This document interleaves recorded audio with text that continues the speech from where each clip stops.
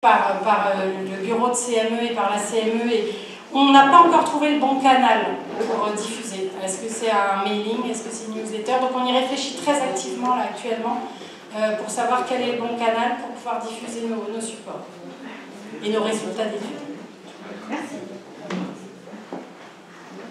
Tu voulais... Oui, il faut vraiment qu'on trouve un canal qui permette de toucher, enfin voilà, qui soit disponible. Donc est-ce que c'est un...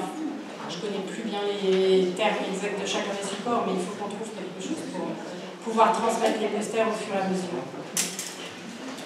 En tout cas, c'était l'occasion aujourd'hui et la présentation a été bien réalisée. Je pense que peut-être avec l'aide du service communication, il y aura certainement une diffusion voilà, aux salariés également. On va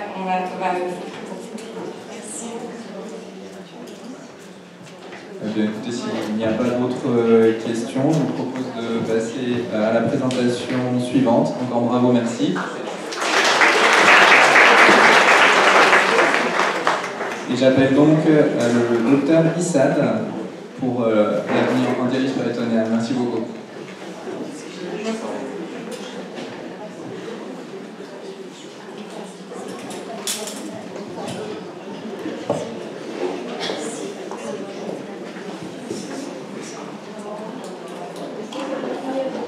Bonjour à toutes et à tous. D'abord, je voudrais remercier une nouvelle fois le laboratoire Santélis pour m'avoir invité une seconde fois d'affilée par le biais du docteur Jaguer, et puis mon ami Raymond Hazard qui m'a demandé de faire un exposé sur un sujet que je trouve un petit peu complexe sur la dialyse péritonéale comme modalité de traitement première intention.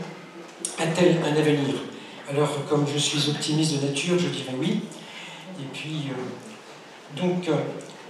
comme vous le savez, l'introduction des dialyses péritonéales depuis maintenant plus de 50 ans a permis à tous les patients, qu'ils soient diabétiques ou non, d'être pris en charge sur cette modalité de traitement. Et surtout, grâce aux innovations technologiques, en particulier l'avènement des solutions physiologiques plus biocompatibles, et surtout à la prévention et au traitement des complications abdominales et infectieuses que nous connaissons tous, et qui ont permis de faire en sorte que cette technique soit maintenant adaptée, fiable, compatible et acceptable à tous les patients. Cependant, comme vous le savez, cette technique a été jalonnée de controverses qui ont persisté au cours de toutes ces années, où on a passé notre temps à vouloir comparer deux techniques différentes sur le plan physiopathologique, dialyse péritonéale versus hémodialyse. Donc c'était relatif aux indications privilégiées et de la dialyse péritonéale, et en particulier aux indications des deux techniques, les avantages et les inconvénients. Alors que je considère que c'est un non-sens de comparer ces deux techniques qui, sur le plan physiopathologique, sont différentes. Alors, avec ce fait, peut-on dire que la dialyse péritonéale a encore un avenir, alors que les données du registre Rhin qui vient d'être donné montrent une prévalence en dialyse péritonéale qui est de 5,8%, ce qui est vraiment un pourcentage extrêmement faible, donc cette technique est encore sous-utilisée et sous-estimée. Dans ma présentation, je vais prendre comme exemple un pays asiatique, Pacifique asiatique, c'est Hong Kong. Hong Kong, à travers l'épidémiologie, les impacts médico-économiques, les résultats cliniques, et puis ce qu'il en est en France. En effet,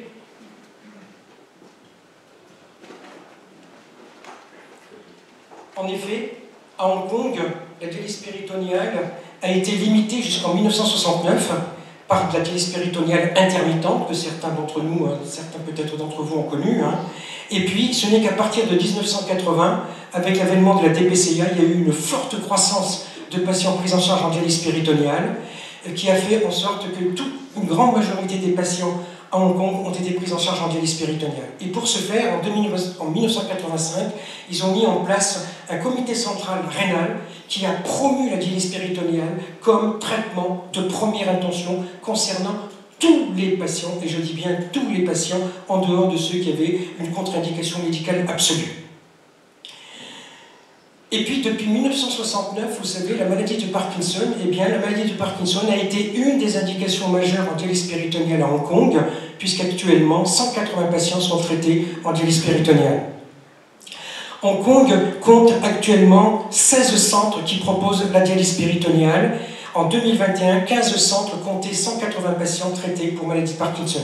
Et cette politique de dialyse péritonéale en première intention, plus de 70% des patients pris en charge à Hong Kong a été primée officiellement, complimentée par le secrétaire du ministère de la Santé et des services sociaux aux États-Unis comme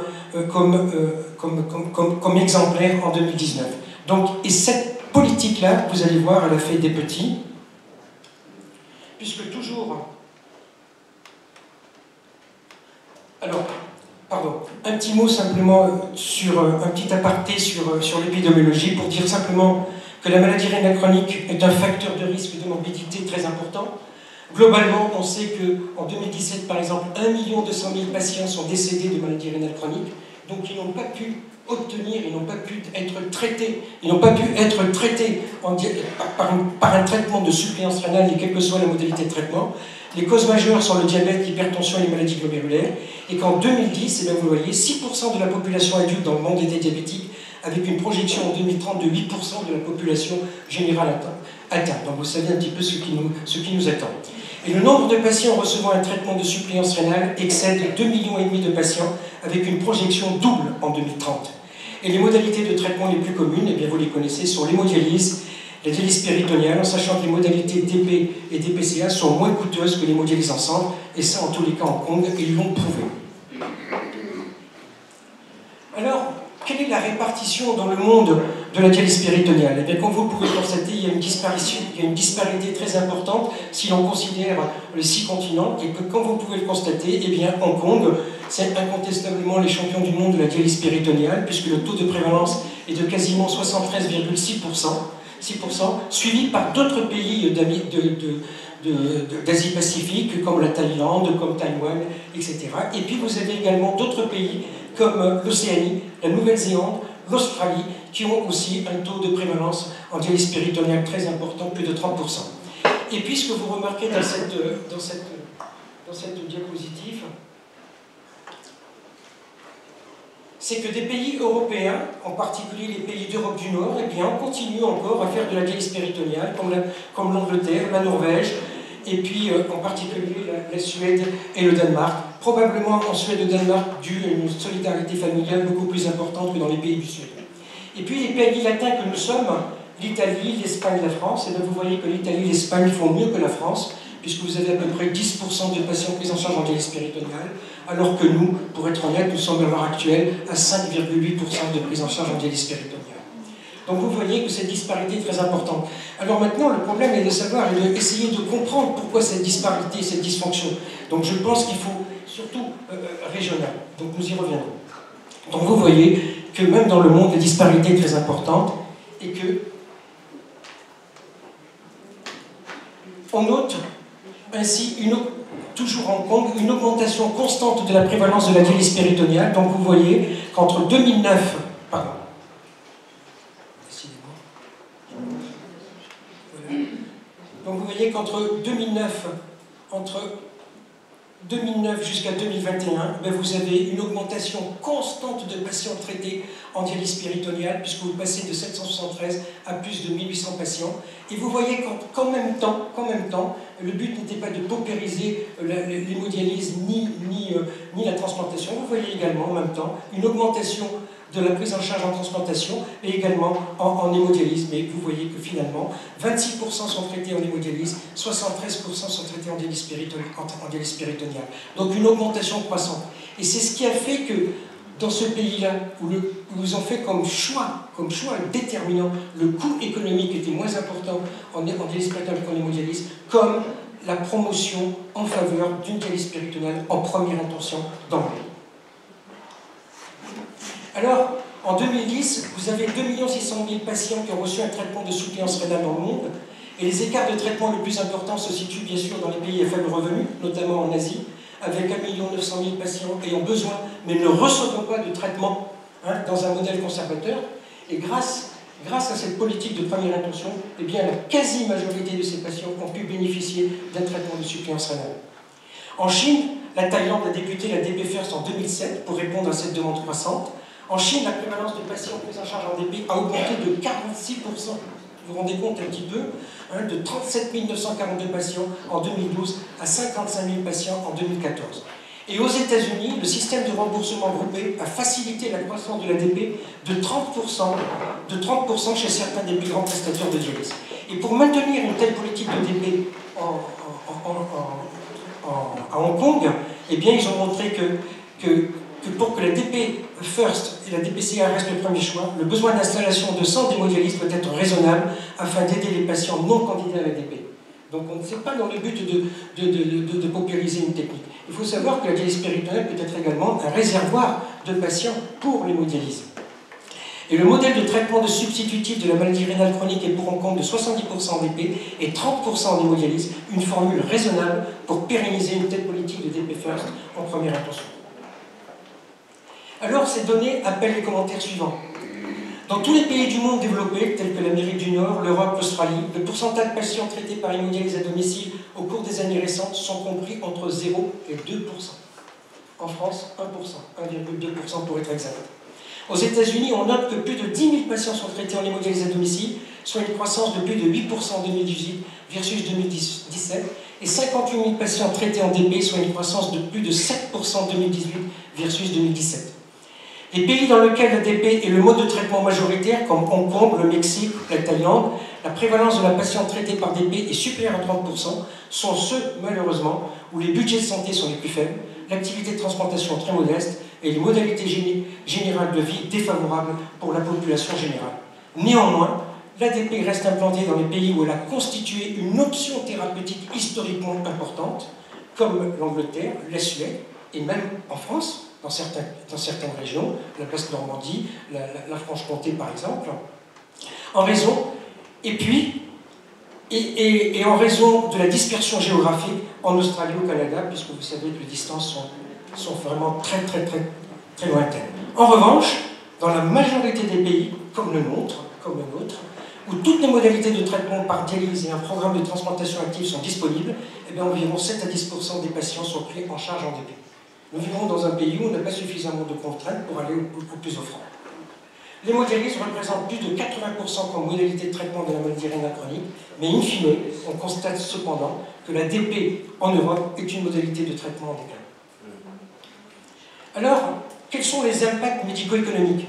Si l'on considère les impacts médico-économiques en Hong Kong, eh bien on voit que lorsqu'on compare les dépenses de santé, on constate qu'arrivent en tête les États-Unis, où vous avez 17% qui constitue le total des dépenses de santé, alors qu'à Hong Kong, vous n'avez que 6,5% dans la totalité, 3,4% pour le public et 3% pour le service privé. Donc vous voyez que finalement, les dépenses de santé dans ces pays-là sont beaucoup moins importantes et le coût économique est beaucoup moins important dans ces pays par rapport à d'autres pays qui ont fait le facteur déterminant pour promouvoir l'ADP en première intention.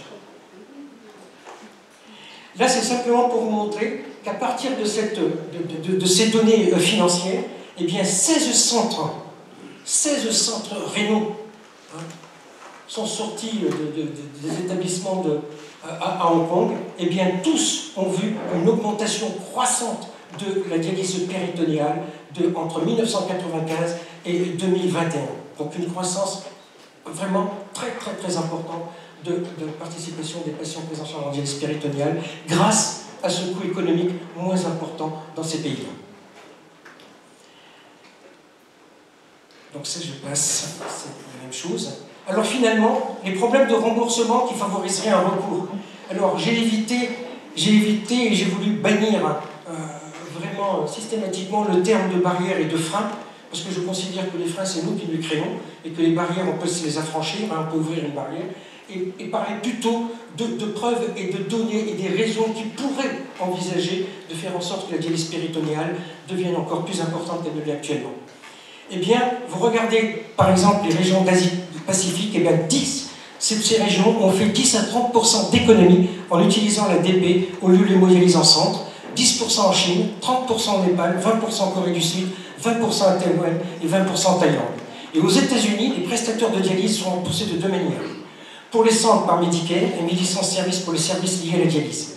Ils ont eu un tarif composite qui comportait les prestations liées à la dialyse et un paiement supplémentaire pour les médicaments injectables qui s'élevait en moyenne à 143 000 $ par traitement. Eh bien, cette analyse des économies potentielles aux États-Unis, ils ont montré que si le recours à l'ADP diminuait du taux actuel de 8% à seulement 5%, eh bien, les dépenses médicales pour la dialyse augmenteraient de 400 millions $ supplémentaires au cours des années, alors que si l'ADP augmentait de 8% à 15%, c'est le chiffre que l'on souhaite, c'est vraiment la fréquence et le taux de prévalence que l'on souhaite en France, eh bien, ils augmenteraient de 401. Ils augmenteraient, donc les coûts médicaux pourraient diminuer d'1 million de $ sur 5 ans. Donc vous voyez un petit peu que augmenter la prévalence de patients pris en charge en dialyse péritonéale participerait bien sûr à une augmentation du coût médico-économique. Alors vous allez me dire dans ce cas de figure, quelle en est la formation pré-dialyse à Hong Kong, puisqu'on peut dire que c'est un problème autoritaire, peut-être totalitaire, puisqu'ils ont fait le choix médico-économique exclusivement, et ils n'ont peut-être pas pensé au choix, alors que nous vivons dans un pays où le choix est libre, la liberté du choix est libre. Eh bien l'information pré-dialyse a quand même été donnée. Et il faut savoir que tous les patients nécessitant une information pré-dialyse le sont en DP, mais également en hémodialyse. Et tous les patients qui nécessitent une information pré-dialyse ont tous été pris en charge en dialyse péritonéale, sauf contre-indication médicale. Elle est envisagée pour tous les patients, aussi bien en DP qu'en hémodialyse, mais au cours de l'éducation pré-dialyse, l'autorité hospitalière de Hong Kong rembourse les séances d'hémodialyse qu'aux patients présentant une contre-indication médicale. J'entends bien contre-indication médicale. Donc on peut considérer ça comme quelque chose d'autoritaire, comme totalitaire, on peut en faire ce qu'on veut, mais grâce à cette promotion de la dialyse péritonéale, elle a permis de traiter tous les patients qui ne pouvaient pas être traités par un traitement de suppléance rénale. Donc, et si le choix préférentiel des patients est en faveur de l'hémodialyse, alors le coût de la séance d'hémodialyse est supporté par le patient. Ce qui est loin d'être le cas chez nous en France, n'est-ce pas? Alors, les résultats cliniques. Quel est le rationnel clinique en faveur de la dialyse péritonéale et de dire que la dialyse péritonéale est un avenir? Les motifs du choix de la dialyse péritonéale, je vais parler bien évidemment, restons optimistes des avantages et non pas des inconvénients. Vous savez fort bien que la dialyse péritonéale permet une meilleure préservation de la fonction rénale résiduelle, on y reviendra, un meilleur contrôle de la glycorégulation par administration d'insuline par voie intrapéritonéale. Ça, je l'ai mis parce que ça a été un de mes leitmotifs lorsqu'on a pris en charge le patient diabétique. Maintenant, on ne fait plus d'injection en intrapéritonéale. Une meilleure stabilité de l'état hémodynamique, l'absence de nécessité de création d'un apport vasculaire, l'absence de nécessité d'anticoagulants, et bien sûr la seule méthode de dialyse hors centre, exemple de complications techniques comportant un péril vital immédiat, et puis bien sûr le coût du traitement moins élevé, et je vais vous le prouver. Alors, on va partir dans le rationnel à partir de deux éléments très importants, la survie patient. Et comme vous pouvez le constater ici, je ne parle que de survie patient en dialyse péritonéale, alors que la majorité des publications, sans cesse, passent leur temps à vouloir comparer la survie patient en hémodialyse et la survie patient en dialyse péritonéale. Si l'on tient compte des publications à l'heure actuelle, aucune publication est un essai thérapeutique, prospectif, randomisé, qui prouve avec certitude la supériorité de l'une par rapport à l'autre. Toutes les études qui ont été faites à l'heure actuelle sont des études observationnelles, et pour être honnête, qui dit études observationnelles, ce sont des tendances à des hypothèses. Mais comme nous n'avons que des études observationnelles, des études rétrospectives, eh bien, dans la majorité des publications montrent que la survie patient est quasiment identique à celle des patients traités en hémodialyse, et même certains disent qu'au cours des 2 premières années, la survie patient est meilleure en dialyse péritonéale qu'en hémodialyse, probablement du fait du maintien de la fonction rénale résiduelle. Eh bien, à Hong Kong, vous pouvez constater que la survie patient à 4 ans, elle est de quasiment 92%, 92% des patients sont encore en dialyse péritonéale, et la survie sur la technique est aussi bonne également.